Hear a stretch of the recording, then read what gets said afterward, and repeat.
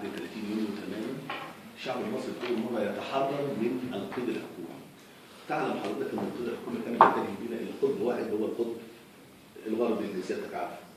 الان الشعب يتحرك يختار بحريته، حن الى ماضيه مع الاتحاد السوفيتي اللي اصبح روسيا الاتحاديه والروس الشرقيه. وبالتالي كان توجهنا تلقائيا ان نعيد هذه الصفحه البيضاء في تاريخ علاقتنا، وان نبدا بدايه قويه تعيد مره اخرى القوه المطلوبه وتحقق مصلحه البلديه. لدينا مجالات كثيره الحقيقه انا اراها معطله وليست فقط في المرحله الاولى، لا معطله.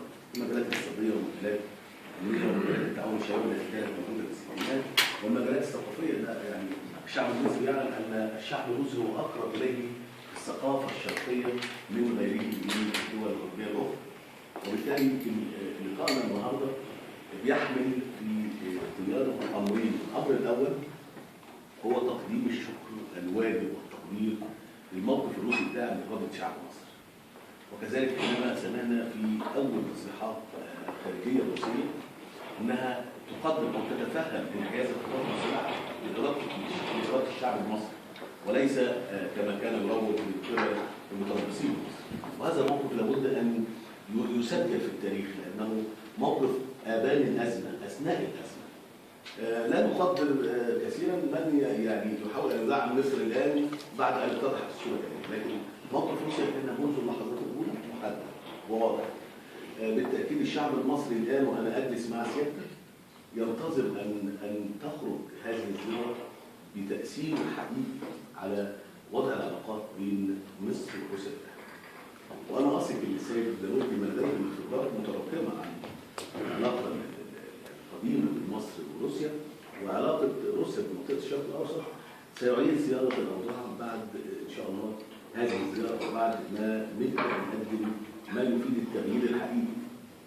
انا عشان اطيل على سيادتك واسمع زملائي الافاضل اللي هم يتحدثوا، اللي انا بعرضه على سيادتك النهارده هو كيف ننهض بالعلاقات في المجالات الحقيقيه ولا يكون شعارا.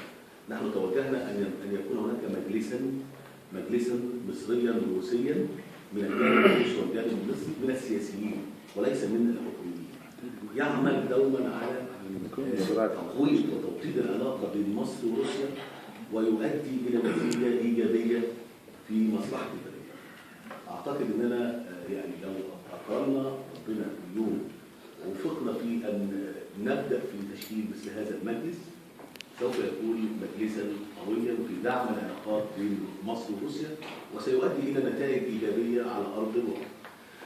هذا ما كنا نبتغيه الى جانب ما نرجوه من توفيق للسيد وزير الخارجيه لافروف، السيد وزير الدفاع في زيارته لمصر قريبا، لكي تكون معبره عن احتياجات مصر في هذه المرحله وكيف تتحقق مصلحه البلدين.